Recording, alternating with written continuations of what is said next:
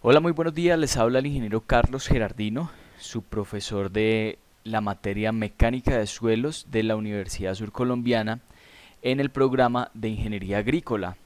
El día de hoy vamos a realizar una clase acerca de lo que es la resistencia al cortante de los suelos. Vamos a revisar cuáles son las propiedades básicas o la teoría básica de la parte de cortante en los suelos. También vamos a eh, introducirnos al mundo de lo que son los laboratorios del corte en los suelos, y todo esto con el fin de revisar pues la resistencia cortante de estos. Vamos a tocar el tema de los diferentes ensayos de laboratorio pues que nosotros hacemos, como lo que son resistencia al corte directa. Vamos a ver lo que es la resistencia al corte por ensayos triaxiales, resistencia al corte de ensayos como lo son también la compresión inconfinada al suelo. También vamos a ver ensayos que nosotros podemos realizar rápidos en terreno y que nos pueden dar un indicativo de los suelos. Entonces, entrando en el tema, vamos a ver qué es la resistencia al corte de los suelos. Em, Nosotros en las diferentes, como vemos en las diferentes asignaturas que nosotros buscamos, es entender cuáles son los mecanismos de falla de cada elemento para así mismo hacer los cálculos. No solamente nosotros vamos a ver la falla en, en los suelos, sino que nosotros vamos a ver fallas en el concreto, por ejemplo. ¿Cuál va a ser su resistencia máxima? Debemos entender cuál es la máxima carga que estas pueden tener a compresión. También nosotros vamos a ver las fallas, por ejemplo, en tuberías. ¿Qué tal si nosotros tenemos una tubería? ¿Qué tanta presión nosotros le podemos meter o qué tanta presión va a manejar la tubería? Sin embargo, en los suelos, nosotros la parte importante que vamos a necesitar va a ser el cortante. Porque, por ejemplo, nosotros en los suelos podemos tener fallas de agrietamiento. Las podemos encontrar, estas fallas de agrietamiento, en las estructuras como presas, cuando hay tensiones. eh, y en cambio en los suelos, en la parte cuando tenemos falla por compresión pura, el suelo va a resistir mucho esfuerzo. O sea, el suelo es capaz de resistir el esfuerzo. Entonces aquí nosotros podemos observar esto. Mira, aquí nos dice, la resistencia a falla por compresión pura es alta y no tiene mucha importancia. En la mayoría de problemas de ingeniería, únicamente la resistencia a falla por cortante debe ser considerada. O sea, ¿qué es lo que quiere decir esa falla por cortante? Imaginémonos que es como si nosotros pasáramos un cuchillo a través del suelo, sino que sin embargo el cuchillo él tiene un área muy pequeña. Entonces eso es lo que nosotros vamos a tratar de entender. ¿Cuál es la falla por cortante que va a tener el suelo? Entonces dice aquí más adelante, se define como resistencia al corte o resistencia al esfuerzo cortante de un suelo a la resistencia máxima por área unitaria que la masa de suelo ofrece para resistir la falla y el desplazamiento a lo largo de cualquier plano dentro de él. Entonces es esto, es encontrar nosotros lo que vamos a realizar, es encontrar cuál va a ser la falla y vamos a entender por qué se induce esta falla.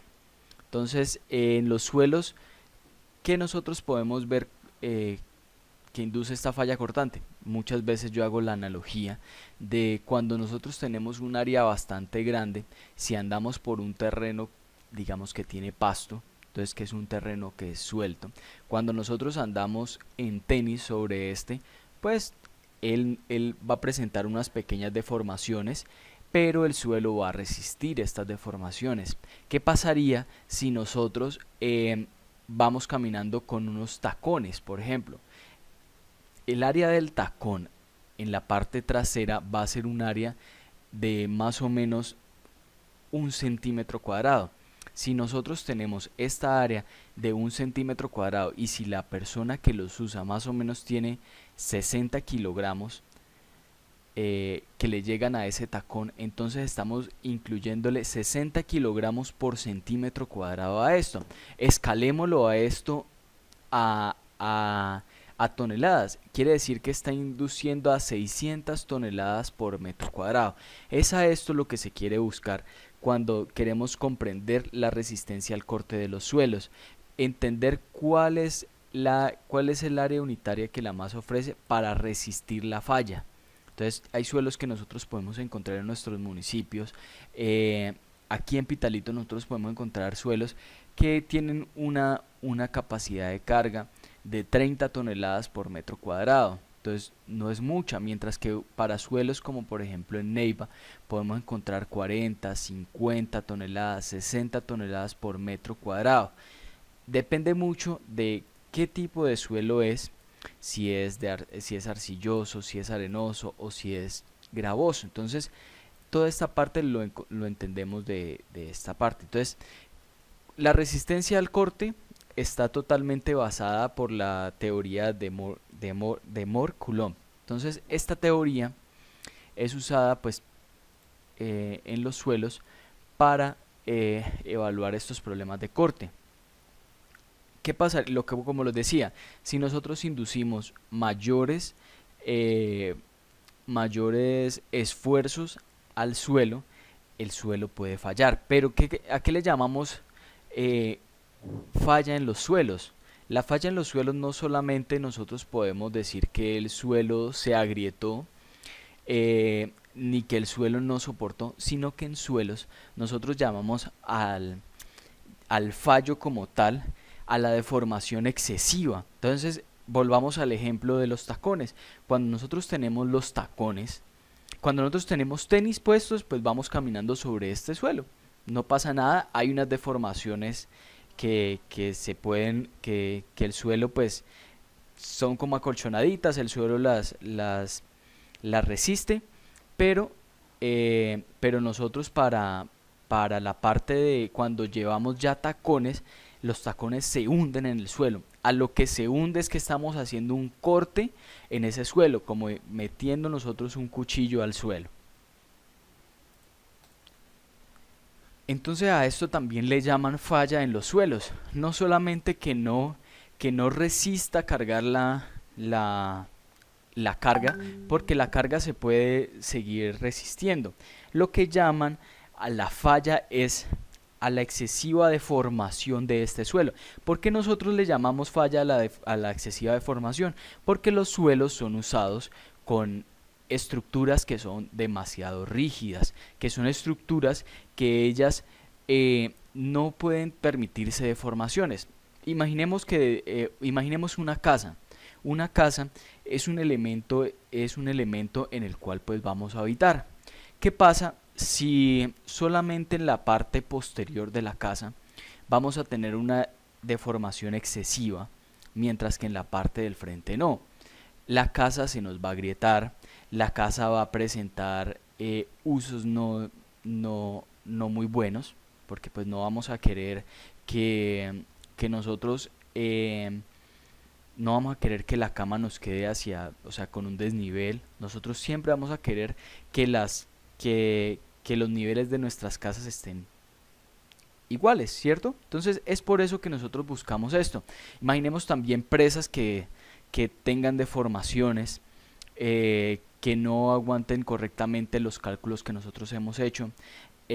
Un ejemplo de este acortante es cuando nosotros, por ejemplo, hay edificaciones que les incluimos mucho peso.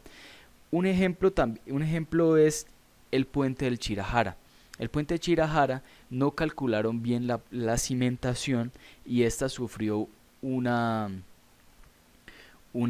hundimiento excesivo, y esto generó un desplome y caída de este, y pues por eso también tuvieron que terminar de demolerlo. Entonces es por eso importante que estas teorías sean entendidas para el uso que nosotros le vamos a dar, que es para las cimentaciones y para toda la construcción de obras civiles.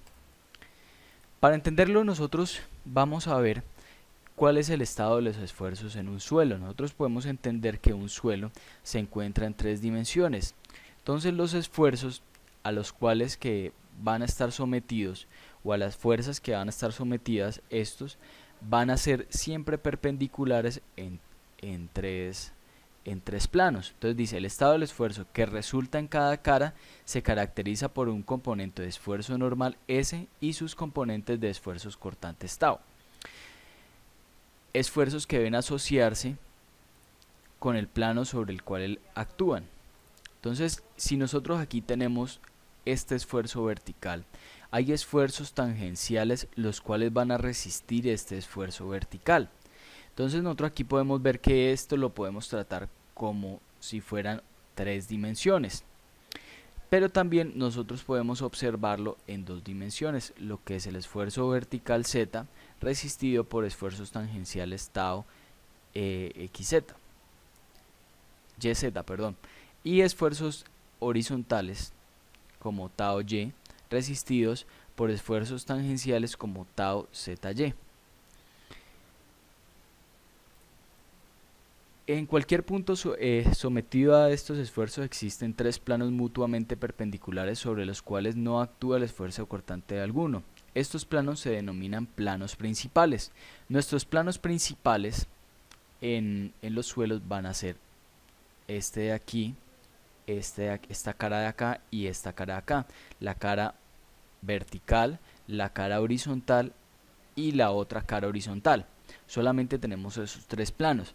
Y aquí es donde van a entrar a trabajar las fuerzas que le van a aplicar. ¿Por qué se llaman esfuerzos? Porque van a ser las fuerzas por metro cuadrado, por centímetro cuadrado, que por milímetro cuadrado que nosotros le vamos a aplicar, tanto en este sentido como en este sentido o en este sentido.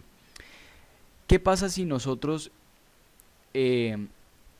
simplificamos un poquitico más eso? Pues nosotros vamos a observar que esta la podemos trabajar de manera bidimensional, teniendo en cuenta el esfuerzo vertical, el esfuerzo horizontal, mientras que el otro esfuerzo sería perpendicular a este plano. O sea, nosotros tenemos un plano bidimensional, pero tridimensional sería actuando aquí perpendicularmente a este plano. Si denotamos, muchas veces denotamos este sistema cartesiano, aunque tiene un X, Z y en una tercera dimensión en Y, diciendo que el plano X y Y están horizontal y el Z es vertical.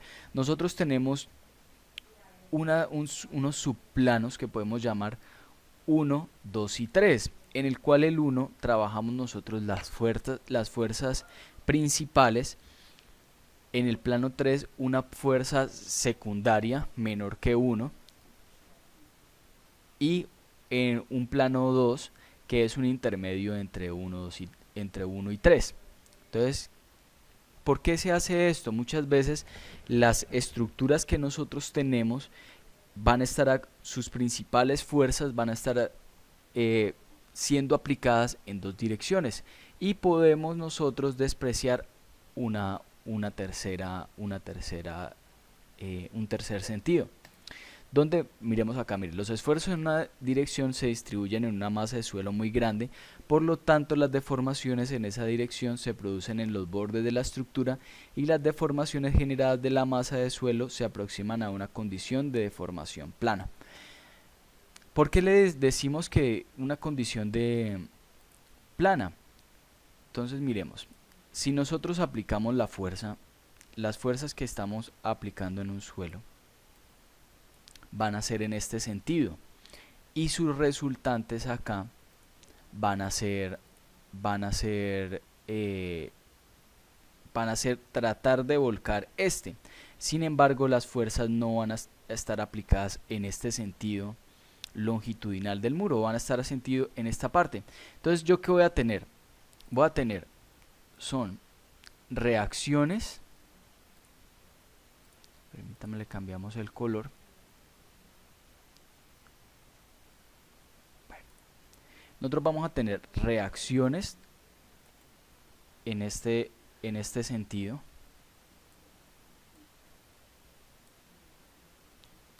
intentando que esta fuerza volcadora no actúe. Pero miren que vamos a hacer, solamente voy a tener en este plano y en este plano, más en este plano no voy a tener mucho trabajo.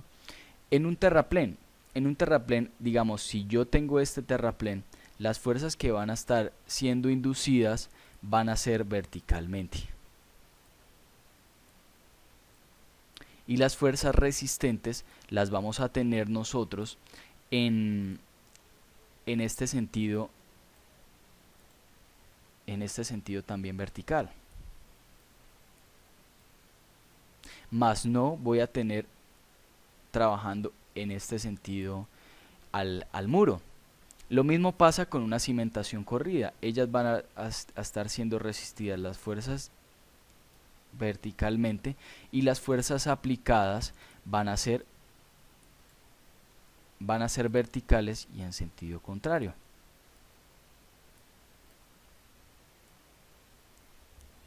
Y aquí, si ustedes denotan, esta fuerza paralela, digamos, a estas cimentaciones, paralela a este terraplén y paralela a este muro de contención, pues no van a ser muy importantes, porque toda la fuerza que nosotros vamos a aplicar va a ser vertical, digamos así, horizontal, viéndolo en corte, y vertical. Entonces es por eso que nosotros vamos a tener nomás en cuenta dos estados, dos ejes, pues porque la otra fuerza pues no va a ser tan importante como estas dos.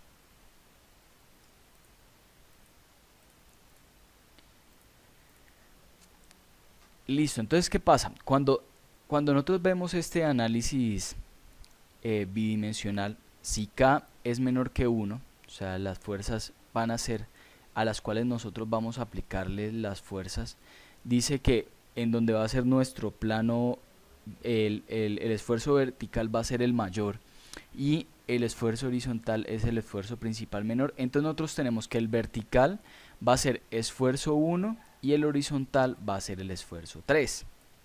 Mientras que si nosotros tenemos que si se invierte la situación, que el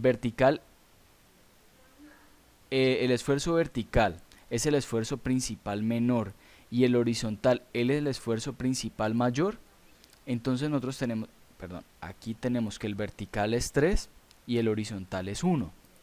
Entonces aquí intercambian los ejes. Estos ejes, ¿de dónde los estamos viendo? Vean, el esfuerzo principal nosotros vamos a hacer que este sea 1 y el esfuerzo terciario va a ser este. El secundario pues no lo vamos a tener en cuenta. Entonces aquí el vertical en este, que va a resistir la mayor capacidad, va a ser el 1, mientras que el horizontal es 3. En cambio en este el horizontal que va a resistir este va a ser 1, mientras que el vertical va a ser 3. Pero ¿qué pasa si todas las fuerzas son iguales? O sea que el K va a ser 1. Entonces el esfuerzo vertical va a ser igual al esfuerzo horizontal y también el esfuerzo perpendicular. O sea que todas las fuerzas se están aplicando al mismo tiempo en el suelo. Entonces aquí nosotros lo llamamos que es el estado isotrópico de esfuerzos. ¿Por qué? Porque va a tener los mismos esfuerzos en todas las caras. Vamos a tener el mismo esfuerzo por aquí, el mismo esfuerzo acá y el mismo esfuerzo por acá. Entonces vamos a tener ese estado isotrópico.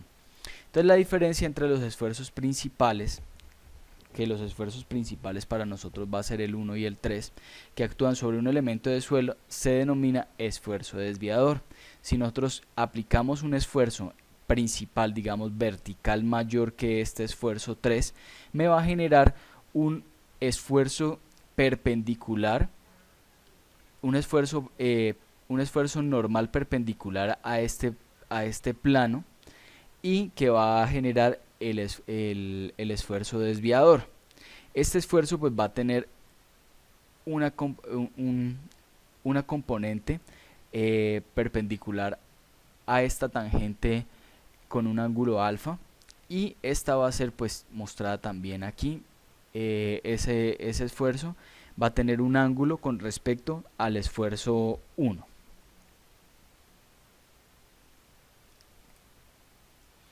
Este esfuerzo normal, si nosotros lo sacamos por estática, va a presentar la siguiente forma. Y haciendo los cálculos matemáticos, el esfuerzo normal tiene esta ecuación. Esta cortante tau va a tener la siguiente ecuación, y pues por esta ecuación que nosotros tenemos se va a presentar un tau máximo cuando el phi va a ser igual a 45 grados. Y la representación gráfica de estos estados de esfuerzo se realiza mediante el círculo de Mohr. Bueno, dice que ¿qué es el círculo de Mohr? El círculo de Mohr dice que es una representación gráfica en un sistema de coordenadas de esfuerzos contracortantes, y se representan los esfuerzos de los esfuerzos normales y tau que actúan sobre los planos cuya normal forman un ángulo teta con la dirección del esfuerzo principal al mayor. Entonces nosotros vemos aquí que en estas coordenadas horizontales nosotros vamos a colocar los esfuerzos que se incluyen a un sistema, y en la parte vertical se van a tener los esfuerzos tau. Entonces estos esfuerzos cortantes. Entonces aquí en esta representación vamos a ver que vamos a tener un tau máximo cuando con un valor de teta 1 menos teta 3 dividido 2, que es el radio del círculo, si ustedes lo pueden ver. Y el centro del círculo tiene que ser en el 0, y va a tener una coordenada esfuerzo 1 más esfuerzo 3 dividido entre 2. Ya nosotros aquí podemos observar este círculo. Este esfuerzo en 3 va a ser el esfuerzo que yo le estoy aplicando inicialmente al sistema. Por ejemplo, en los suelos, si se tienen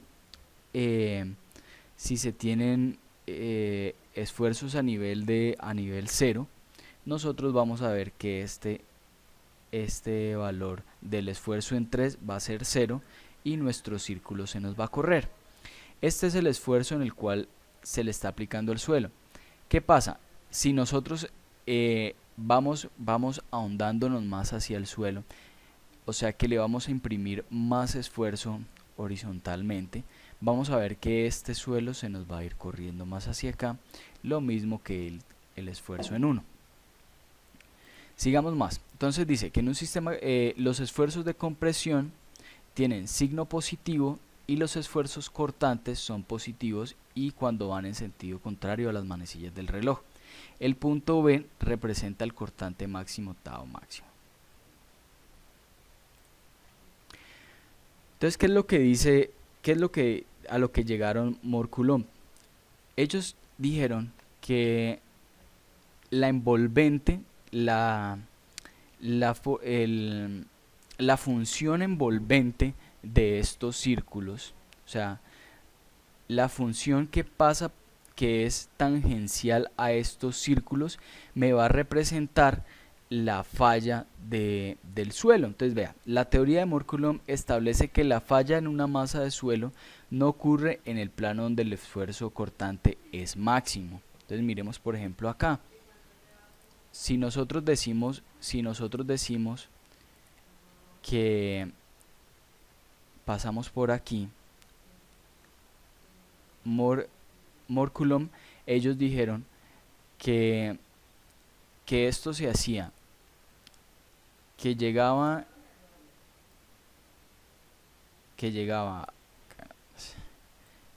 a su falla no cuando se presentara el cortante máximo, sino cuando esta función es tangencial. Después de esta función se está presentando la falla de los suelos. Dice, en el plano se genera una combinación, dice, en el plano donde se genera una combinación crítica de esfuerzos normales y cortantes definidos por la envolvente de falla. Y la envolvente de falla, tau igual a F, que es una función de los esfuerzos normales. Y donde C es la resistencia, al corte del suelo cuando la presión de confinamiento es nula. Cuando nosotros encontramos que la presión de confinamiento es nula, pues cuando nosotros, por ejemplo, vemos un suelo a nivel de terreno cero. O sea, imaginemos que está rasito en la parte de arriba, que la fuerza, que no hay ningún suelo alrededor. ¿Qué pasa si nosotros tenemos, qué diferencia hay con los suelos granulares, o sea, de comportamiento friccionante, a un suelo como por ejemplo los suelos arcillosos o los suelos limosos, que ellos están unidos? Bueno, si nosotros miramos los suelos cohesivos, como lo que son las arcillas, los limos, limo arenosos, limo arcillosos, ellos tienen una cohesión. O sea, un factor C. Recordemos que dice, donde C es la resistencia al corte del suelo cuando la presión de confinamiento es nula. Imaginemos que una duna de un desierto, e imaginemos un suelo, por ejemplo, excavado de aquí de Pitalito. ¿Qué pasa si yo corto un bloque de suelo? O sea, yo formo un bloque, o sea, yo abro un espaciecito grande y voy excavando y voy formando un bloquecito así en la excavación. Y yo saco ese bloque y lo coloco al lado. Ese bloque de suelo, él no se me va a deleznar, no se me va a partir ni se van a caer sus partecitas. No, él va a estar unido. ¿Por qué? Porque él tiene una cohesión, o sea que tiene un C. Dice que la resistencia o sea, donde dice que el confinamiento es nulo, o sea que él tiene una cohesión, él tiene un valor de C. Mientras que si nosotros vemos un suelo, como por ejemplo lo que es las arenas, imaginemos lo que le decía una duna del Sahara, sacamos esa arena y la voy a colocar en un recipiente cuadrado. Entonces esa arena la coloco en un recipiente cuadrado, la voy a atacar, pues la voy a pisonar para que tome la forma de ese cubo, perdón. Lo taco ese cubo, lo dejo bien tacado y volteo el cubo y levanto el recipiente. Las arenas se nos van a o sea, por decir así, se van a desparramar, ¿no? Entonces, ¿qué pasa? ¿Qué estoy diciendo? Que ese suelo no es cohesivo, no tiene una cohesión, sus partes no están unidas entre sí, sino que son partes sueltas. Entonces veamos aquí, miremos esta envolvente de falla. La envolvente de falla va a pasar por el cero. ¿Qué diferencia tiene, por ejemplo, con esta? No va a tener una cohesión, no va a tener una resistencia al corte cuando la presión de confinamiento es nula. Lo que no quiere decir, o sea, ¿qué no quiere decir que no tenga una resistencia al corte? Porque la resistencia al corte la va a tener, solamente que cuando el confinamiento va a ser nulo, o sea, cero, no va a tener una cohesión. Vea que aquí el esfuerzo, aunque tiene un esfuerzo nulo, tiene una cohesión, mientras que acá un esfuerzo normal nulo no tiene valor. Entonces estos materiales friccionantes, cuando yo les aplico, si yo tengo una fuerza vertical P, estos van a tener una componente de reacción N. Si yo le aplico una fuerza desviadora en la dirección donde están aplicando T, o sea, yo le aplico un esfuerzo desviador T aquí, o sea, yo quiero cortar este suelo, él va a resistir él va a resistir los esfuerzos de esta manera. Él va a tratar de hacer esa resistencia, pero ¿cómo lo hace? Va teniendo una componente en este sentido, va teniendo una componente vertical. Esta componente n se mantiene porque va a contrarrestar P, esta n se va a mantener, pero esta r va a ser una componente que va a estar tratando de rechazar el movimiento de este bloque que estamos tratando de mover. ¿Qué pasa cuando yo aumento un poco más esta fuerza? Llega esta componente resistente, llega a un punto, o sea, ella empieza, digamos que cuando es poquita esta fuerza, ella tiene aquí así y se va ampliando un poquitico más en este sentido y se va ampliando aquí así un poquitico más en este sentido, hasta llegar a un punto en que él no me va a resistir, o sea, va ampliándose este ángulo de esta forma, o sea que este ángulo se me va a ampliar en esta forma, pero llega un punto en cual ya no resiste más esta ampliación de este ángulo y hace que este volumen de acá se me deslice en este plano. Entonces este ángulo que estamos viendo aquí, que es el ángulo phi, este ángulo es el que estamos nosotros encontrando acá, es este ángulo phi, y es así como nosotros entendemos un poco el concepto en los suelos friccionantes, que ellos van a estar, que la unión entre ellos van a estar generándose por las fuerzas perpendiculares a donde se tocan y la fuerza que hay entre ellos de la fricción. Entendamos ahorita un poquito la geometría que nosotros vamos a observar tanto en los suelos pues cohesivos y como los que no tienen y los que no son cohesivos. Nosotros vamos a tener esta forma en el cual nosotros acá vamos a ver el phi, tanto los suelos friccionantes como cohesivos. Nosotros vamos a observar este phi, acá vamos a observar la cohesión y aquí vamos a observar dónde nos queda la tangente, y este es nuestro tau F, que es el tau final, el cual donde nosotros vamos a observar la falla. Esta parte, el esfuerzo 3, que va a ser la precarga que nosotros vamos a aplicar, y acá en la parte final va a ser nuestro esfuerzo final. Aquí se nos va a presentar cuando el teta va a ser 45 grados, nosotros aquí vamos a observar que vamos a tener un cortante máximo con este esfuerzo inicial. También nosotros vamos a ver, pues, que recordemos un poco que el radio de este va a ser teta 1 menos teta 3 dividido entre 2. Bueno, sigamos nosotros por acá. Nosotros, ¿cómo vamos a determinar, como al comienzo de esta presentación, nosotros revisamos cómo nosotros vamos a realizar los ensayos, o cómo voy a encontrar ese esfuerzo que yo voy a inducir al suelo para que produzca una falla?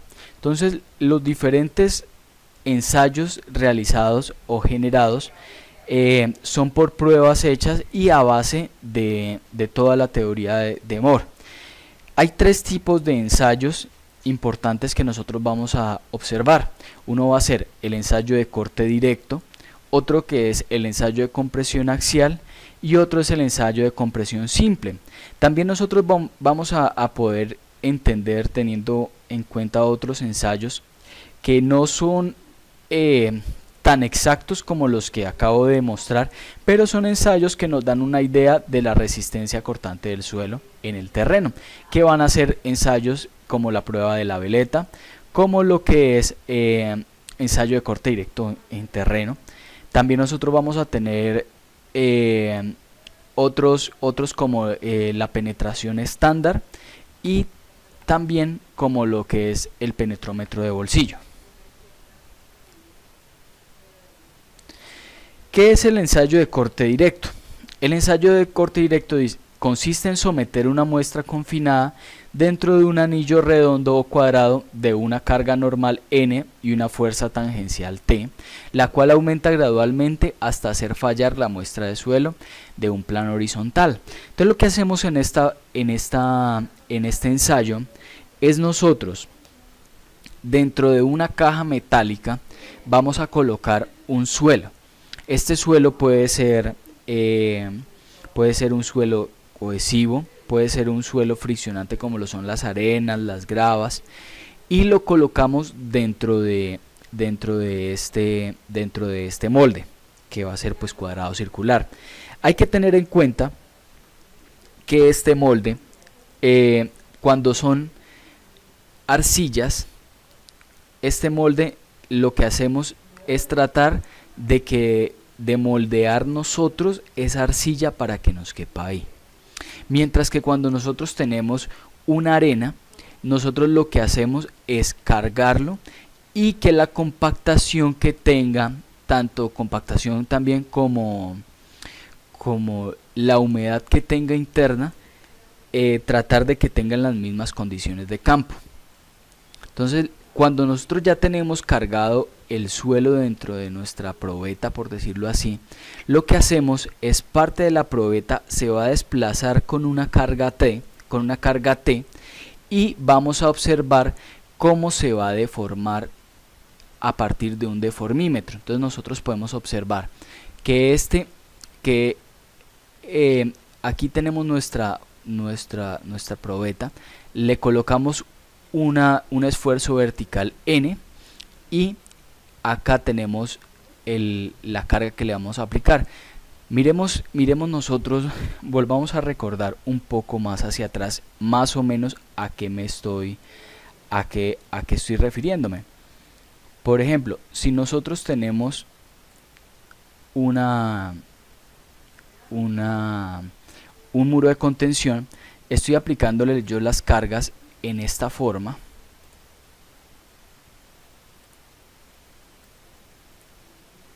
Y aquí hay una fuerza restrictiva de esta forma.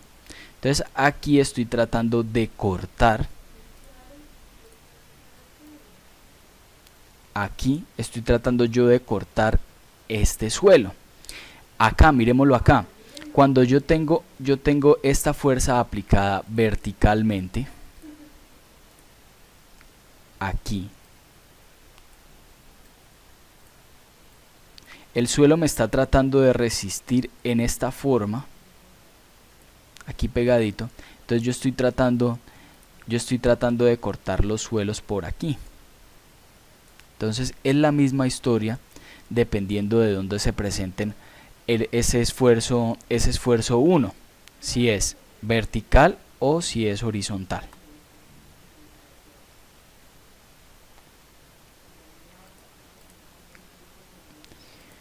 Listo. Si se asume que la sección de una muestra donde se produce la falla A, los esfuerzos están uniformemente distribuidos, se puede deducir que el esfuerzo normal va a ser la N sobre A. ¿Qué es N?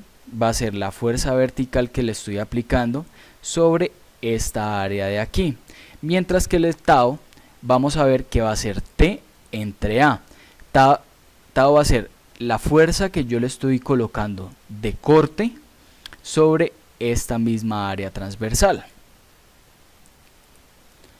El ensayo de corte directo se realiza bajo tres esfuerzos normales colocados gradualmente hasta hacer fallar la muestra a lo largo del plano horizontal.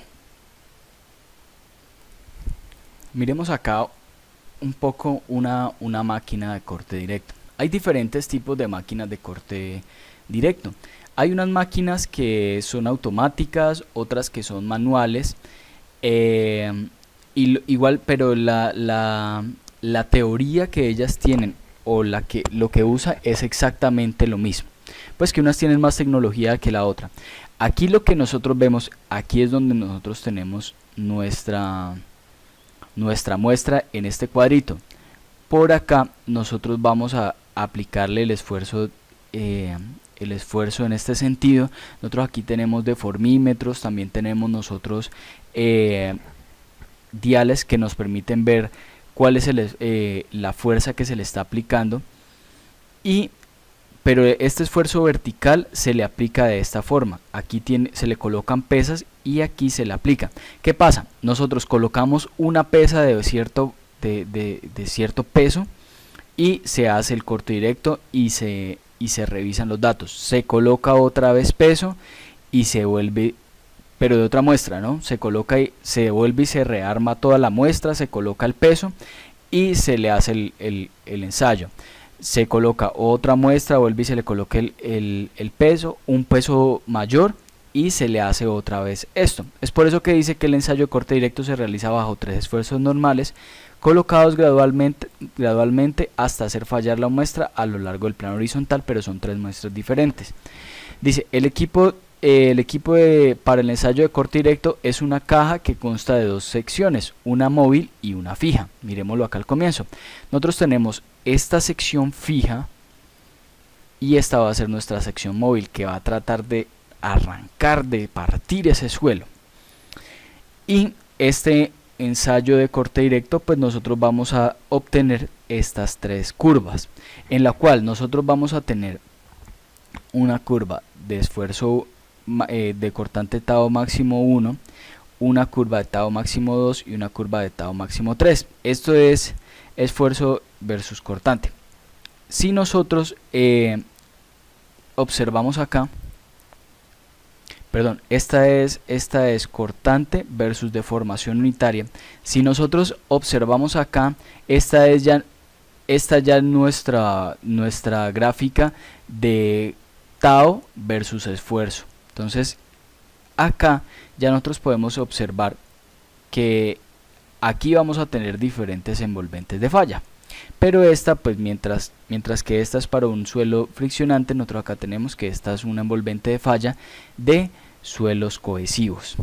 Entonces este ensayo se puede tratar de hacer, o se puede hacer de 3 diferentes formas. El ensayo puede ser se puede realizar dependiendo de cómo se haga y de la rapidez que se haga. Entonces, teniendo en cuenta lo anterior, los resultados de un ensayo directo dependen de las condiciones del ensayo o tipo de ensayo que se realicen. Y existen 3 tipos de ensayo que nosotros podemos realizar. Primero es el ensayo de corte directo tipo consolidado y drenado CD, el ensayo de corte de tipo consolidado sin drenar CU, y ensayo de corte directo sin consolidar y sin drenar UU.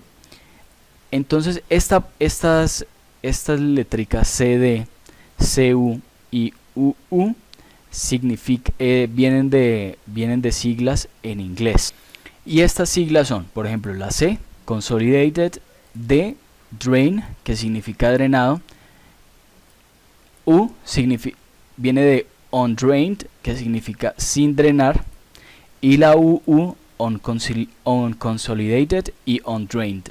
Entonces es por eso que se utilizan estas siglas, porque vienen pues del inglés. Entonces, si nosotros utilizamos el ensayo de corte directo consolidado y drenado, ¿qué quiere decir? Que es dependiendo primero, la consolidación es cuando aplicamos la carga, nosotros permitimos que esa carga se aplique sobre el suelo, y dependiendo del tipo de suelo depende el tiempo que nosotros le vamos a colocar. Por ejemplo, si nosotros utilizamos arenas y le colocamos un peso encima y esperamos cierta cantidad de tiempo, un par de minutos, máximo horas, nosotros ya sabemos que el agua va a salir ¿Por qué? Pues recordemos un poco lo que es la consolidación. Cuando nosotros aplicamos un esfuerzo, lo que buscan es que esos esfuerzos internos que estaba generando el agua salgan. Si nosotros si le abrimos un huequito, si yo tengo un pistón y yo le abro un huequito y aplico la fuerza, el agua va a salir hasta que las partículas queden en contacto entre ellas. Entonces lo mismo pasa con el ensayo de corte directo. A lo que yo le aplico esa fuerza N, lo vamos acá a ver, esta fuerza vertical N, y yo permito que el agua salga, entonces estoy permitiendo que haya una consolidación del suelo. Mientras que, por ejemplo, si yo le aplico este mismo ejercicio a una arcilla, estas arcillas se me van a demorar un poco más en salir el agua. Entonces va a ser un tiempo mucho más prudencial. Pueden ser 2, 3, 4, 5 días a los cuales yo tengo que esperar a que se drene este suelo con esa carga inicial N. ¿Qué pasa? Si yo después de dejar la consolidación aplico lentamente el ensayo, pues también voy haciendo una especie como de exprimir yo esa muestra, estoy tratando como de exprimirlo un poco, y si yo permito que en ese ensayo de corte me salga el agua, me deje sacar un poco más de agua, también yo digo que es drenado. Entonces es eso lo que quiere decir ensayo de corte directo CD. Entonces durante la realización de este ensayo la muestra se deja consolidar bajo el esfuerzo normal y cuando haya terminado la consolidación se aplica el cortante Tao lentamente para permitir el drenaje. Entonces yo permito que haya también un drenaje cuando ya esté haciendo este corte. Pero ¿qué pasa si yo lo tengo de la siguiente manera? Consolidado sin drenar, consolidated undrained. Dice, esta prueba se realiza dejando consolidar la muestra la primera etapa del ensayo, lo mismo que vimos anteriormente. Cargamos la N, permitimos la salida del agua y esperamos a que haya una consolidación de ese suelo. Si son arenas, tiempos rápidos; si son arcillas, limos, tiempos mayores. Pero en la segunda etapa, o sea en la parte del corte, realizamos el corte de manera rápida, o sea que no dejamos que salgan esos, que no alcancen a salir esos líquidos como exprimirlos, sino que aplicamos la fuerza rápida y ya se acabó. Entonces de esta forma nosotros dejamos que se consolide pero que no se deje drenar. Ahora vamos a una tercera opción que es undrained, unconsolidated, que lo que yo hago es aplico la carga directamente, la carga N, la aplico de una y como la apliqué encendí el motor o empecé a dar manivela para que se generaran los cortantes. O sea que este es un ensayo de forma rápida. Dice, es un ensayo el cual no se permite el drenaje de la muestra en ninguna de las dos etapas del ensayo. Se aplica el esfuerzo normal y enseguida se procede a la aplicación del esfuerzo cortante Tao y también en forma rápida. Bueno, y veamos entonces cómo es el proceso de corte directo. Entonces, ¿qué es lo que hacemos? Primero nosotros colocamos el suelo dentro de la muestra, entonces dentro de la caja de corte. Entonces se coloca la muestra en una caja de corte la cual consta de dos partes, una parte fija y una móvil con una separación mínima un poco mayor que la del tamaño de las partículas más grandes del suelo. ¿Esto con qué fin? Con que si yo la coloco con partículas, con la partícula más grande del suelo, es que la caja tenga un movimiento, que permita un movimiento sin que arranque el suelo, o sea, que las partículas que estén internas no aporten mucho, sino que sea el suelo como tal el que pueda funcionar. Se acoplan los deformímetros y los dispositivos para la aplicación de las cargas y se procede a aplicar el esfuerzo normal. Si la muestra se deja consolidar, el deformímetro vertical se observa cuando termina este proceso. Terminado el proceso de consolidación, se retiran los pasadores. Se retiran los pasadores colocados para fijar la caja y se procede a la aplicación del esfuerzo acortante manualmente o mediante un motor. Entonces esta es la forma que se procede a un ensayo de corte directo. Aquí podemos observar otra máquina de ensayo de corte directo un poco más avanzada que la que vimos anteriormente, y quiero que veamos un video acerca de este ensayo de corte directo para ampliar lo que ya hemos visto acá.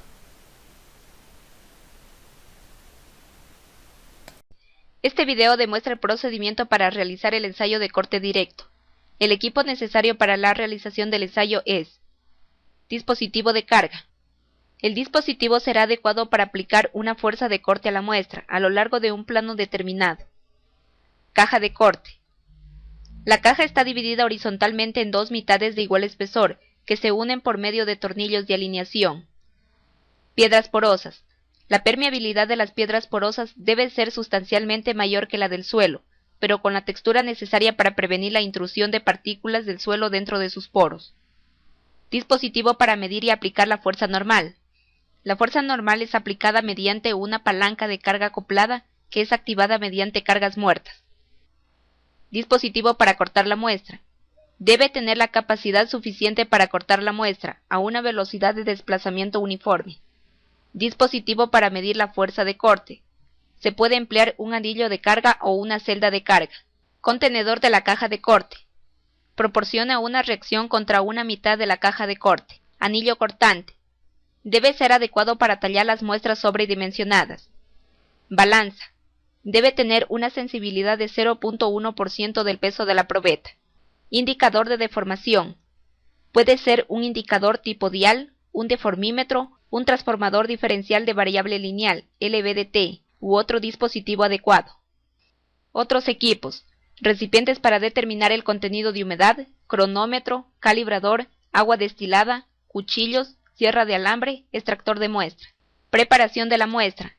Pueden prepararse muestras inalteradas a partir de bloques inalterados, grandes fabricados y sellados con parafina en el campo, o de muestras obtenidas con tubos de pared delgada. Retire la capa de parafina de las paredes del bloque inalterado. Inserte el anillo cortante en la muestra inalterada y corte 3 muestras utilizando un cuchillo o sierra de alambre. Enrase la superficie plana de la muestra con un cuchillo y llene los vacíos con el material recortado. Extraiga las muestras del anillo cortante y determine la altura inicial y el diámetro. Pese la masa inicial de cada una de las muestras y determine el contenido de humedad inicial. Procedimiento. Levante el anillo móvil a 0.64 milímetros para permitir el corte de la muestra. Ensamble la caja de corte colocando las piedras porosas, el papel filtro sobre los extremos de la muestra y la placa de transferencia de carga. Asegure la caja de corte con los tornillos de alineación. Centre la placa de transferencia de carga y coloque la caja en el dispositivo de corte. Conecte y ajuste el sistema de carga de fuerza cortante, para que ninguna fuerza sea impuesta en el dispositivo de medición de carga. Coloque apropiadamente los transformadores diferenciales LVDT, horizontal y vertical. Llene con agua el contenedor de la caja de corte y manténgalo lleno durante el ensayo. Aplique la carga normal a la muestra agregando adecuadamente más al brazo de palanca. Registre las lecturas de deformación vertical en función del tiempo transcurrido y verifique que en todos los incrementos de carga se complete la consolidación primaria. Después de que la consolidación primaria se complete, quite los tornillos de alineación para permitir el corte de la muestra. Corte de la muestra. Inicie el corte de la muestra aplicando la velocidad calculada.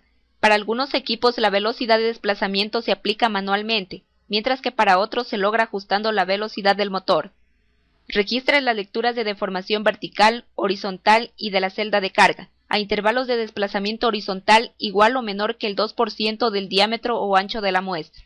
Continúe cortando la muestra hasta cuando actúe la máxima resistencia al corte, lecturas constantes del deformímetro de carga o hasta cuando la resistencia al corte esté entre el 15 al 20% del diámetro o longitud inicial de la muestra.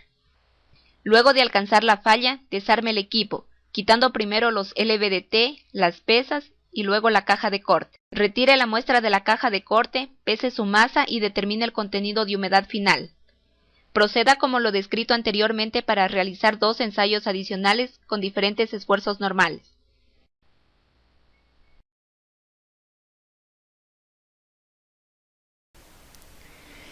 Ahora vamos a ver lo que es el ensayo de compresión triaxial. Entonces nosotros que los suelos no van a estar en la superficie, o pues ellos van a tener esfuerzos en el suelo mientras que nosotros le aplicamos ese esfuerzo vertical. Entonces nosotros, para poder como emular estas situaciones, que es que el suelo esté presionado lateralmente por más suelo, entonces se diseñó este ensayo que se llama el ensayo de compresión triaxial. ¿Qué quiere decir triaxial? Pues que tiene los tres ejes. Entonces dice, es una prueba que se realiza sobre una muestra de suelo de forma cilíndrica en una membrana impermeable de caucho, la cual se coloca dentro de una cámara cilíndrica llena de agua con el fin de aplicarle en todas las direcciones una presión de confinamiento uniforme. Entonces lo que hacemos es tratar de emular esas condiciones que tiene el suelo. Digamos, un suelo en la parte a 2 metros de profundidad, pues tiene un esfuerzo vertical del suelo que está por encima de él y resistivo de la parte que está por debajo de él, y en la parte horizontal hay un suelo que no va a permitir la deformación lateral. Entonces esas fuerzas hacen que el suelo se comprima tanto de arriba hacia abajo como lateralmente. Entonces tiene una precarga ya estos suelos.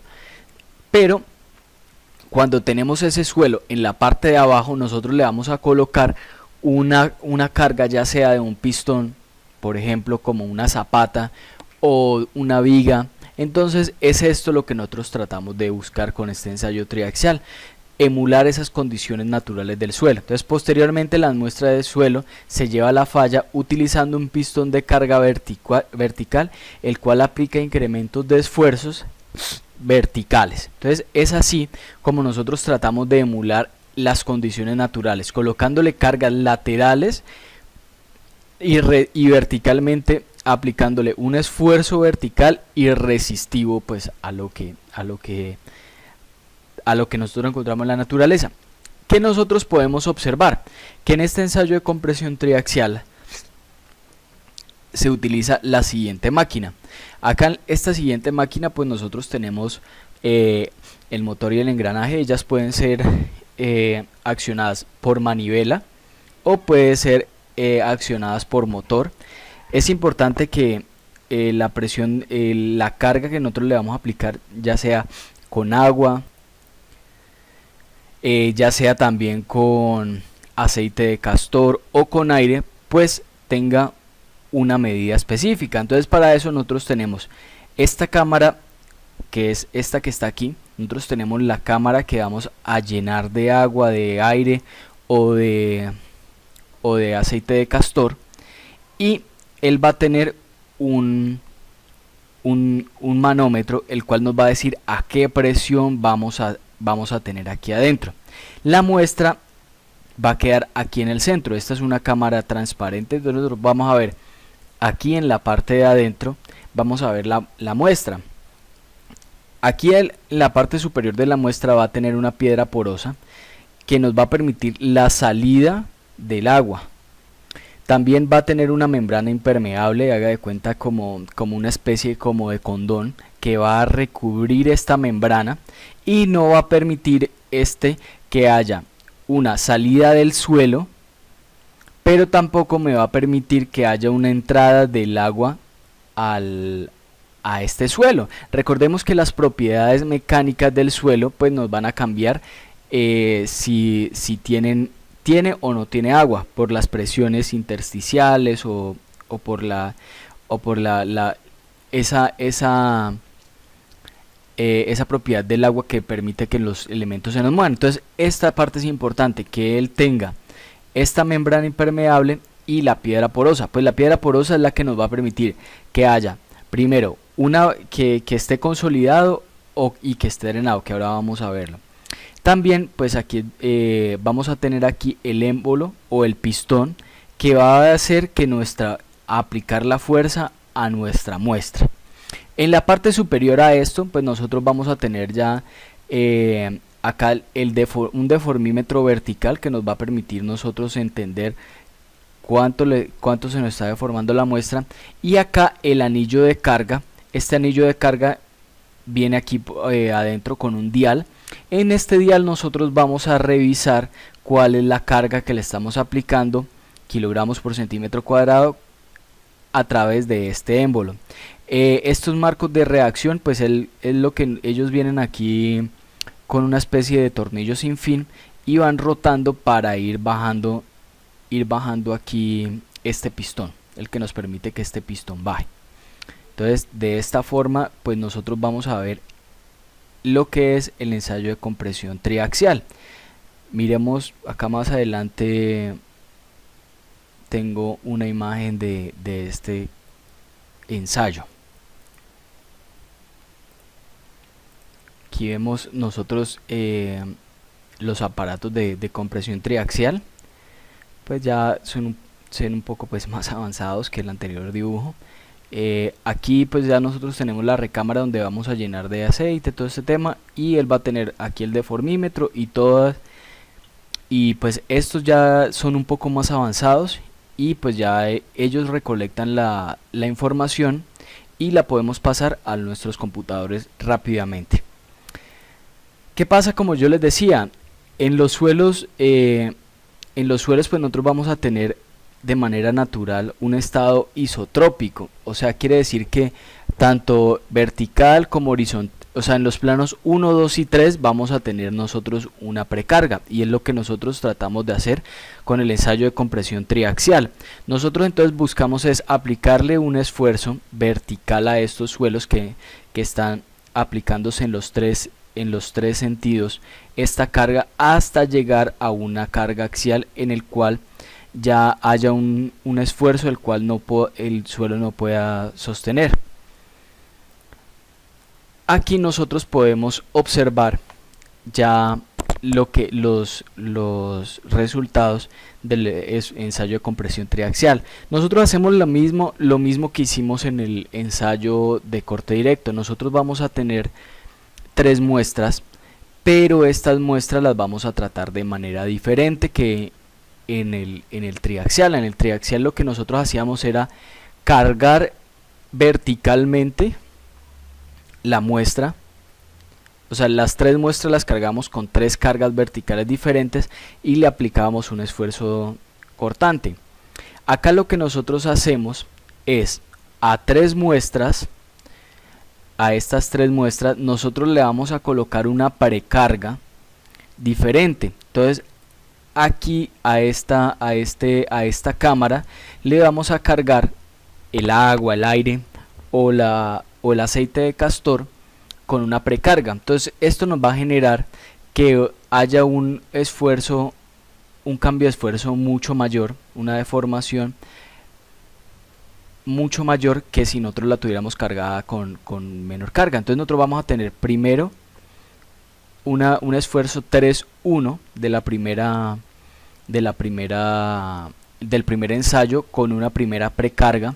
Nosotros vamos a tener un ensayo, un círculo 3-2 o un esfuerzo 3-2 y a 1-2, el cual va a tener una precarga de cámara aquí así, un esfuerzo en este sentido, y lo mismo una tercera con una carga esfuerzo 3 de la prueba 3 y un esfuerzo 1-3. Entonces vamos a tener esta forma, y nos va a permitir tener una envolvente de falla, si nosotros vamos a tener la cohesión o no vamos a tener la cohesión, y el ángulo en el cual va a ser esta envolvente de falla. Lo mismo que nosotros pues tuvimos en el ensayo de acortante triaxial, acortante directo, nosotros vamos a tener lo que es un ensayo triaxial CD, un ensayo triaxial CU y un ensayo triaxial UU. Entonces, ¿qué pasa? En el ensayo triaxial consolidado y drenado, lo que vamos a hacer es, primero colocamos el esfuerzo en la cámara a la cual nosotros vayamos a trabajar. Dejamos que, dependiendo del tipo de suelo que vamos a cargar, asimismo va a estar el tiempo de aplicación. Entonces dice aquí, este tipo de ensayo se deja consolidar la muestra bajo la presión de confinamiento esfuerzo 3, con el fin se mantiene la conexión se mantiene abierta la conexión de drenaje hasta que se hayan disipado completamente las presiones de poros debido a los esfuerzos de confinamiento. Pero cuando ya tenemos esto, nosotros vamos a aplicarle la fuerza del pistón, pero también la salida del agua la vamos a permitir que ella salga mientras nosotros estamos aplicándole la fuerza con el pistón. ¿Qué pasa? Como nosotros no tenemos esfuerzos intersticiales provocados por el agua, entonces nosotros vamos a tener que los esfuerzos obtenidos van a estar en términos de esfuerzos efectivos. Entonces nosotros ahí vamos a tener unos esfuerzos diferentes a los otros ensayos. Ahora procederemos a ver lo que es el ensayo triaxial consolidado rápido o consolidado sin drenar. Entonces, ¿qué hacemos en este? Nosotros le aplicamos el esfuerzo de confinamiento, el sigma 3, y lo que hacemos es dejar que la muestra también vaya drenando. Nosotros permitimos que haya un drenaje. Él tiene una manivela que nos permite que haya salida del agua, entonces dejamos esta manivela abierta para que haya una consolidación con el esfuerzo de la cámara. Cuando ya el suelo no presente una consolidación, cerramos esa llave, cerramos esa manivela y no permitimos que salga el agua. Entonces cuando ya aplicamos ya nosotros la fuerza, ya vamos a tener otras características. Entonces en este ensayo, tal como el primero, consta de dos etapas. La primera es la aplicación de presión de confinamiento y bajo esta presión se le permite el drenaje de la muestra para que consolide. La segunda etapa consiste en la aplicación del esfuerzo desviador sin permitir el drenaje de la muestra. Esto se consigue cerrando la válvula de la conexión de salida. En esta prueba tanto los esfuerzos como los parámetros de resistencia se obtienen en términos de esfuerzos totales. Entonces nosotros aquí vamos a observar que ya son de esfuerzos totales. Miremos una comparación de lo que son, cómo nos quedaría esfuerzos totales y esfuerzos efectivos. Vea que nosotros, aunque vamos a tener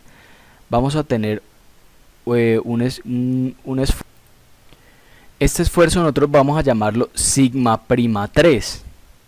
Mientras que nosotros si tenemos esfuerzos totales vamos a tener sigma 3. Esto nosotros utilizamos esta misma codificación, recordémoslo, cuando vimos la parte de las aguas en los suelos.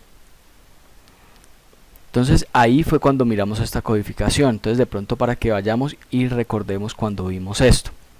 Entonces aquí vamos a tener estas diferentes. Miremos que las pendientes van a ser diferentes. Estas vamos a tener un phi prima y un phi solito para esfuerzos totales y esfuerzos efectivos phi prima. ¿Qué pasa cuando nosotros tenemos el ensayo? Lo hacemos, montamos todos los elementos, cargamos la cámara y aplicamos de una vez ese esfuerzo del pistón. Entonces dice que el esfuerzo, tanto la presión de confinamiento como el esfuerzo desviador se aplican sin permitir el drenaje. Este tipo de prueba es usualmente realizada sobre muestras de arcilla y en ella se puede apreciar que este tipo de suelo, cuando no se permite el drenaje, la magnitud del esfuerzo desviador de la falla es prácticamente el mismo, independiente de la presión de confinamiento de la cámara. O sea que cuando nosotros tenemos este ensayo sin consolidar y sin drenar en las arcillas, nosotros vamos a obtener los mismos resultados. ¿Y cómo vamos a poder observar esto? De la siguiente manera. Nosotros aquí no tenemos un confinamiento, tenemos un confinamiento 0 y vamos a tener nuestro resultado de la cohesión, y si de aquí en adelante aplicamos este esfuerzo sigma 3, no importa si este sigma 3 está aquí, si el sigma 3 está acá, si la cámara tiene mayor presión, siempre nos va a dar un resultado de carga de esfuerzo último de la siguiente manera. Nos da aquí así, nos da aquí sigma 3,2, sigma 1,2 y el sigma 3,3, sigma 1,3, y nos da este C igual al radio de esta envolvente de falla. Entonces, a partir de esto miremos un poco cómo hacen estos ensayos triaxiales. Este video describe el procedimiento para la determinación de la compresión triaxial para suelos cohesivos. El equipo necesario para la realización del ensayo es: dispositivo de carga axial. Puede ser un gato de tornillo accionado por un motor eléctrico a través de un dispositivo de compresión.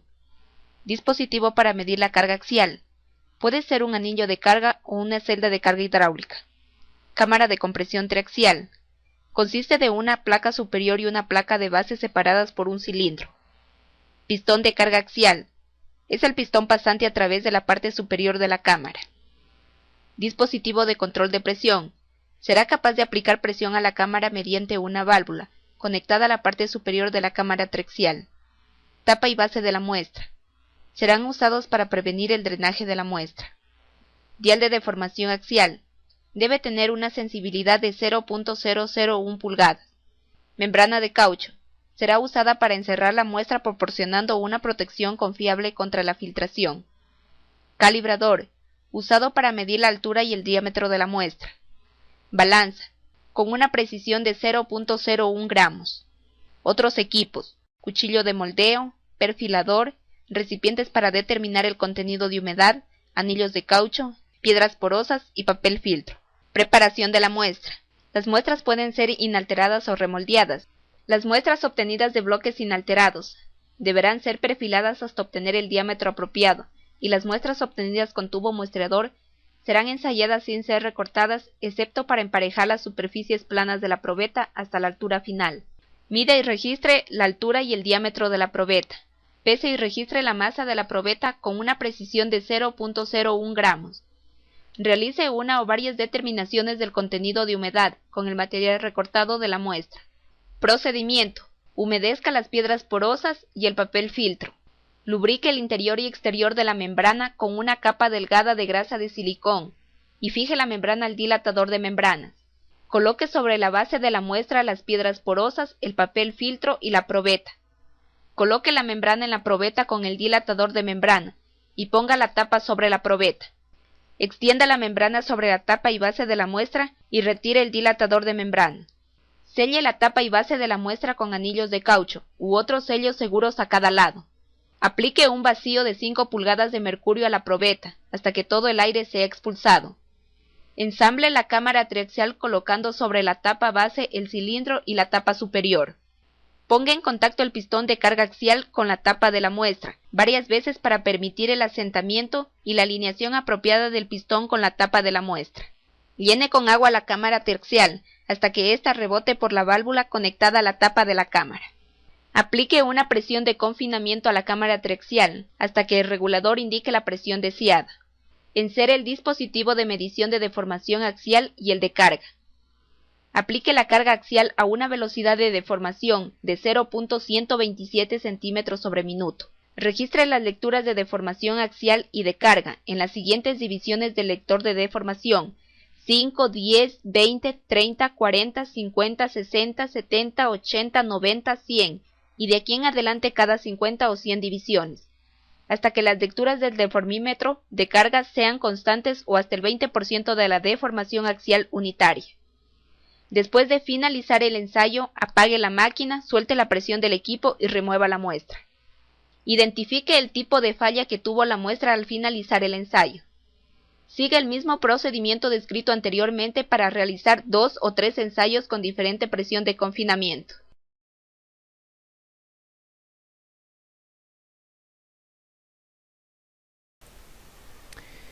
Bueno, ahora vamos a ver el ensayo de compresión simple o compresión inconfinada. Este es como por decirlo así, como un spin-off o una partecita del ensayo de compresión triaxial. Recordemos un poquito este ensayo triaxial. ¿Qué pasa si yo no le coloco nada en la cámara?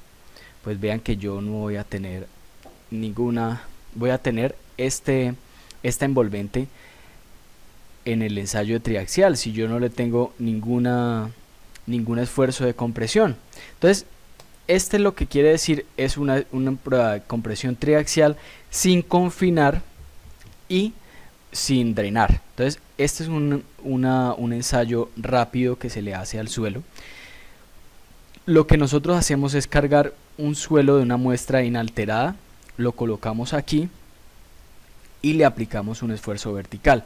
¿Qué pasa con esto? Este ensayo de prueba de compresión simple está enfocado netamente a los suelos cohesivos, está enfocado netamente a los suelos como las arcillas, los limos, limo arenosos, limo arcillosos, limo arenosos. ¿Por qué? Porque pues nosotros vamos a necesitar que él tenga una cohesión, que él tenga un esfuerzo,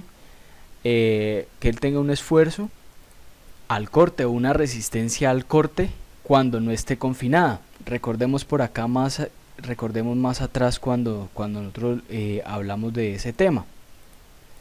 Dice, permítame, revisemos por acá más atrás. ¿Qué dijimos? Donde C es la resistencia al corte del suelo cuando la presión de confinamiento es nula. En las arenas nosotros no tenemos una presión de confinamiento nula. Nosotros no tenemos una resistencia al corte cuando la presión de confinamiento es nula, pero en las arcillas sí, y en todos los suelos cohesivos nosotros sí tenemos una resistencia del suelo cuando la presión es nula. Entonces es por eso que solamente es dedicado este ensayo de compresión simple o compresión inconfinada para este tipo de suelos. ¿De qué consta este ensayo? Nosotros tenemos un anillo de carga, el cual pues nos permite ver un dial para saber qué carga, qué presión le estamos incluyendo a través de este pistón, que la fuerza pues puede ser de abajo hacia arriba o de arriba hacia abajo. Él va a tener un deformímetro para nosotros poder observar cuál va a ser la deformación a través de cuando le apliquemos la carga, y acá vamos a tener nuestra muestra. Esta muestra, como les dije, es una muestra inalterada y depende pues de la profundidad de la cual se tome. Puede considerarse como un caso particular a la prueba triaxial sin consolidar, sin drenar, con presión de confinamiento igual a 0. Se realiza sobre muestras de suelo fino y consiste en someter una muestra de suelo cilíndrica sin ningún tipo de confinamiento lateral a una carga axial. El esfuerzo desviador hasta que se produzca la falla. La presión de confinamiento es igual a 0, sigma 3, y el valor de esfuerzo que produce se le llamará resistencia a la compresión simple Q sub U. Aquí ya podemos observar entonces cuál es a lo que nosotros queremos llegar. Aquí podemos observar la forma de o la curva de esfuerzo de formación unitaria. Aquí tenemos nosotros nuestro Q sub U, pero también nosotros tenemos la envolvente de falla. Acá tenemos nuestra cortante y nuestros esfuerzos horizontalmente.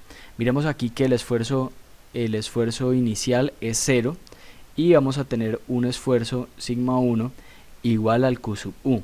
Y el C va a ser Q sub U o esfuerzo último medios. Entonces aquí nosotros podemos observar esto. La presión inconfinada es un ensayo de la verdad del diario de una persona que haga estudios de suelos. Nosotros la tomamos a través cuando se hacen penetraciones estándar. Las muestras se toman a través de un tubo Shelby y de ahí sacan las muestras inalteradas del suelo. Entonces estos suelos se les hace este ensayo de compresión simple. Bueno, ¿y cuáles son los pasos que uno sigue para nosotros cargar o hacer este ensayo? Primero lo que nosotros hacemos es medir el diámetro de la muestra, se mide la altura de la muestra y también se toma el peso de esta muestra. pues para nosotros saber cuál es el volumen y cuáles son los elementos básicos para saber cuál es la deformación que va a seguir. Luego nosotros colocamos la muestra en la máquina. Lo que hacemos es que la muestra quede lo más centrada de los pistones que nosotros tenemos superiores e inferiores, y la cargamos pues para que quede ya en contacto.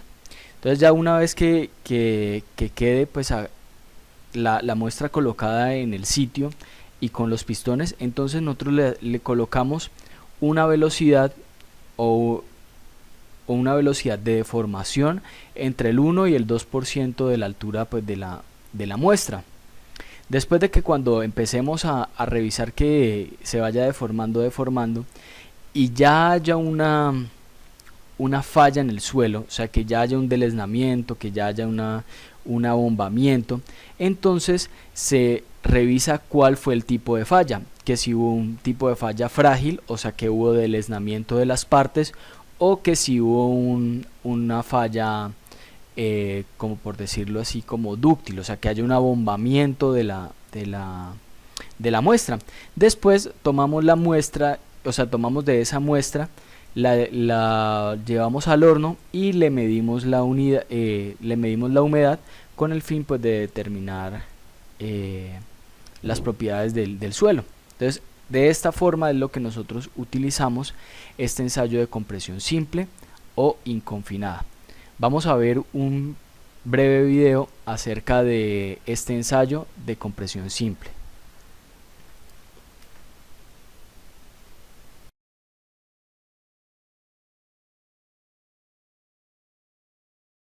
Okay, so we have the sample in place, and if we start the movement up, it's going to start moving at a rate of ½ inch per minute at a constant displacement rate of ½ inch per minute.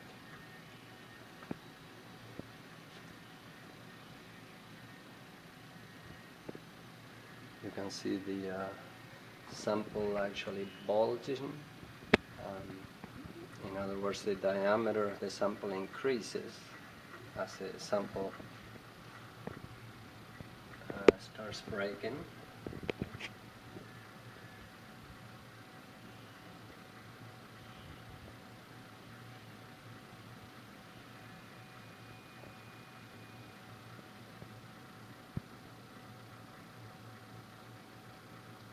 To the point that the material fails.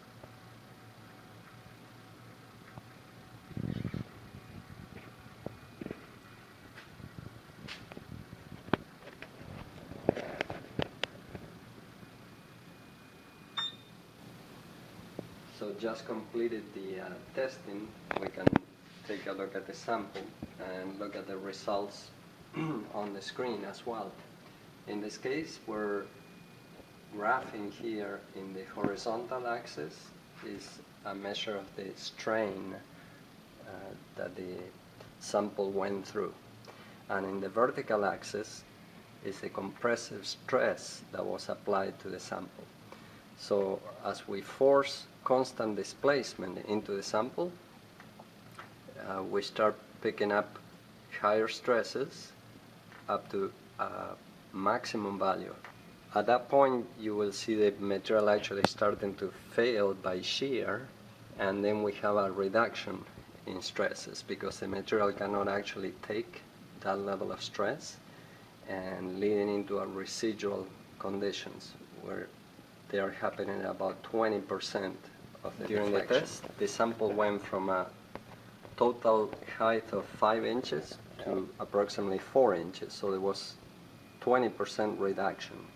And that reduction is referred to as the strain of the material.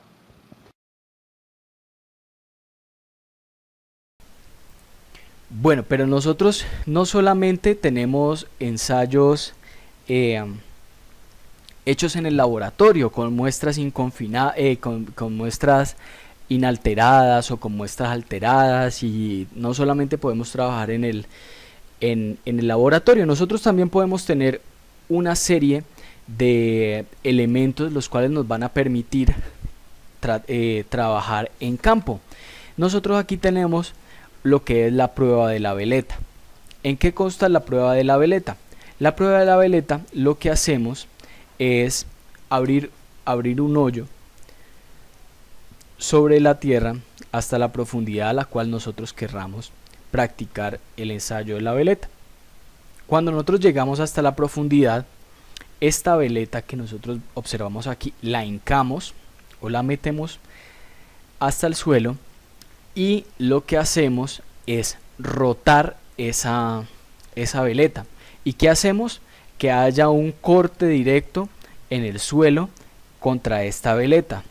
Esta veleta pues debe tener una altura conocida y un diámetro conocido para nosotros poder sacar cuál va a ser el área de corte.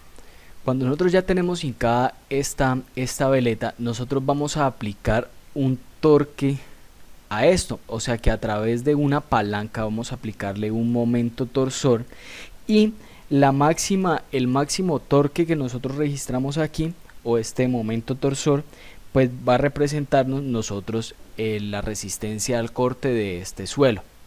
Nosotros podemos tenerlo, esta resistencia al corte, pues del suelo y también del suelo remoldeado. Entonces ese nos permite hacer esas dos partes.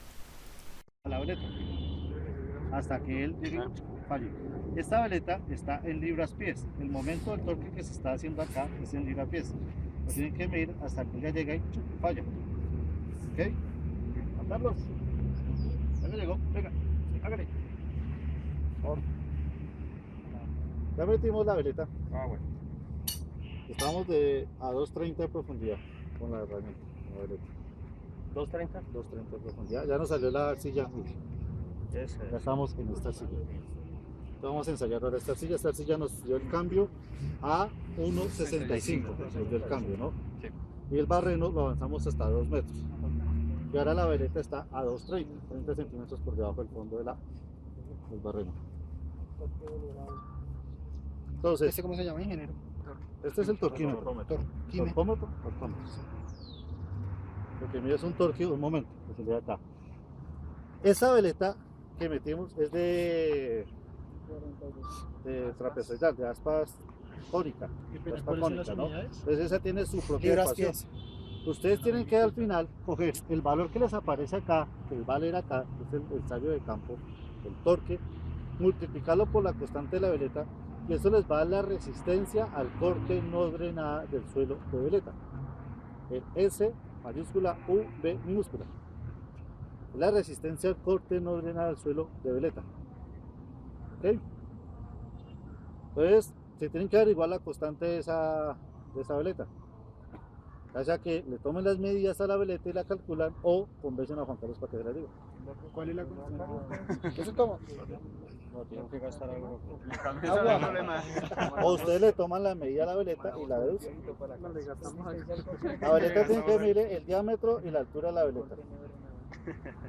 Ya está lista para. Ya está lista. Listo. Tienen que estar pendientes aquí cuánto marca. Si le suman la constante roja, Se multiplicó. Ya falló. 30. 30. ¿Seguro? Y ¿Hasta cuántas líneas llegó? ¿Hasta la segunda o hasta la tercera? 20, La segunda, ¿cierto? Sí. Bueno, ahora después de eso, la idea es que le hacen varios giros, ya falló el suelo, y lo ponen en cero y vuelven y lo miden. ¿Falló en cuánto? 20. 20 libras pie. A ver si repito. ¿Listo? Ahora otra vez.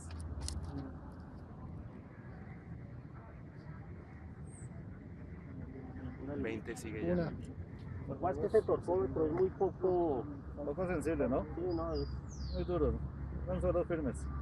lo que sí. La relación que da entre la resistencia al corte no drenada, la primera lectura, antes de que fallara el suelo, y la que se hace después de lo fallado, después ya he hecho varios giros, la relación entre las dos resistencias define la sensibilidad de la arcilla. Entonces dentro de su informe dicen... También la otra parte y este sí es muy usado, que es la prueba de penetración estándar, la cual nos permite encontrar cuál es la resistencia cortante del suelo a través de un tubo Shelby que él va a permitirnos nos va a permitir saber contar cuántos golpes yo voy introduciendo este tubo Shelby, y a través de esto sacar cuál es la resistencia cortante. También nos va a permitir a través de este tubo tomar muestras inalteradas del suelo. Entonces esta es la otra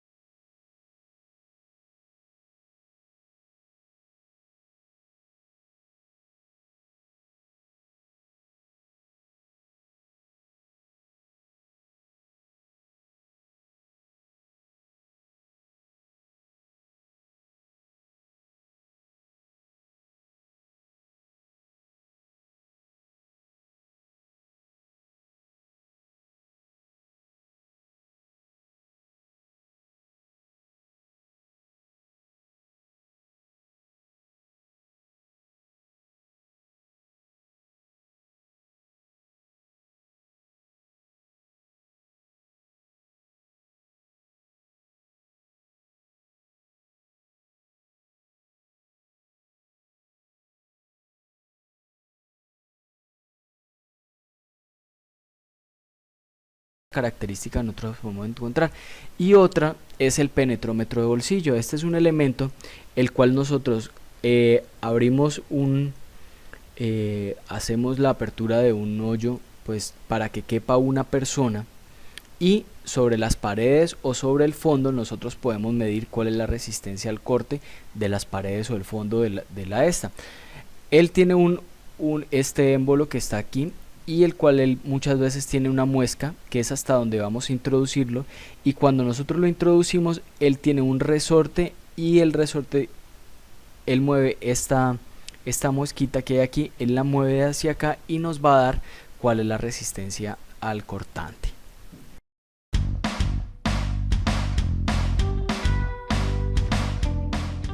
The pocket penetrometer is a lightweight instrument used to determine the unconfined compressive strength of cohesive soils. The values may also be correlated with shear strength and consistency terms. At this company, we have two types of pocket penetrometer. Tests may be undertaken on large pieces of intact material, dynamic samples, and core. When logging core or dynamic samples, take care to avoid fall-in, reamings, or drilling disturbed material. It is best to split the sample, clean off any softened or remolded material, and carry out the test on fresh material near the centre of the sample. Avoid stones and other obstructions. Check that the sliding index ring is pushed down to 0. Push the plunger perpendicular to the soil up to the reference line. The equivalent unconfined compressive strength of the soil can then be read in kilograms per centimetre squared from the value on the upper side of the sliding index ring. Clean the plunger of the instrument between tests.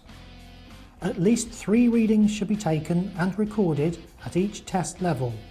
Values are to be expressed to the nearest 0.1 kilograms per centimetre squared. A test refusal should be reported as greater than 4.5. Carry out the test as consistently as possible. Accuracy can be significantly compromised by the force and angle of penetration, difference in user, and the condition of the instrument. When correlating with consistency terms, pocket penetrometer results must be used for cross-checking purposes only. Values must be treated with caution and are no substitute for the hand testing of cohesive soils.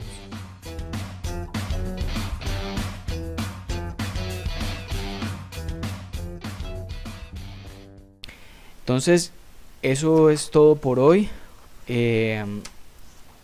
Espero que les haya gustado un poco la clase, que haya sido un poco ilustrada. Traté de hacerlo lo más ilustrada posible.